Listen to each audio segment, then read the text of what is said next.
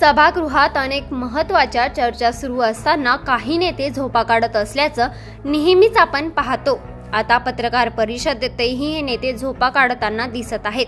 शिर्डीमध्ये शिवसेना शिंदे गटाच्या नेत्या आणि विधान परिषदेच्या सभापती डॉक्टर नीलम गोरे या माध्यमांशी संवाद साधत असताना त्यांच्या बाजूला बसलेले राजू वाघमारे चक्क झोपले होते।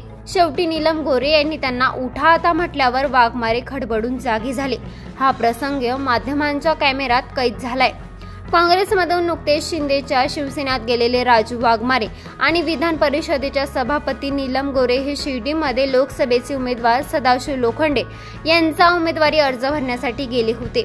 त्यावेळी नीलम गोरे या पत्रकारांशी संवाद साधत होत्या, पण त्याच वेळी त्यांच्या बाजूला बसलेले राजू वाघमारे हे चक्क झोपले होते। बराच वेळ माध्यमांचा कॅमेरा हा त्यांच्यावर होता, पण तरीही ते झोपलेले दिसले।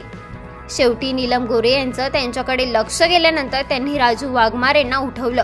उठा आता असं नीलम गोरे यांनी म्हटल्यानंतर राजू वाघमारे खडबडून जागे झाले।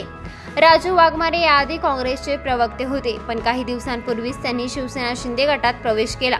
राज्यातले काँग्रेसचे नेते हे उद्धव ठाकरेंच्या इशाऱ्यावर चालतात, शरद पवारांच्या मताने चालतात असा आरोप त्यांनी त्यावेळी केला होता। शिर्डी लोकसभा मतदारसंघातील शिवसेना शिंदे गटाचे उमेदवार आणि विद्यमान खासदार सदाशिव लोखंडे यांनी त्यांचा उमेदवारी अर्ज भरलाय।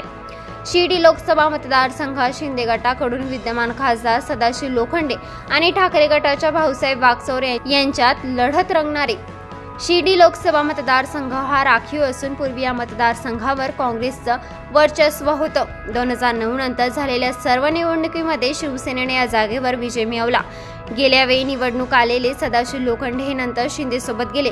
सन 2014 मध्ये भाऊसाहेब वागचौरे यांनी शिवसेनेला सोडचिठ्ठी देऊन काँग्रेसमध्ये प्रवेश केला होता। मात्र या निवडणुकीत सदाशिव लोखंडे यांनी भाऊसाहेब वागचौरे यांचा पराभव केला होता, परंतु आता वागचौरे हे पुन्हा ठाकरेंच्या शिवसेनेकडून रिंगणात उतरले आहेत।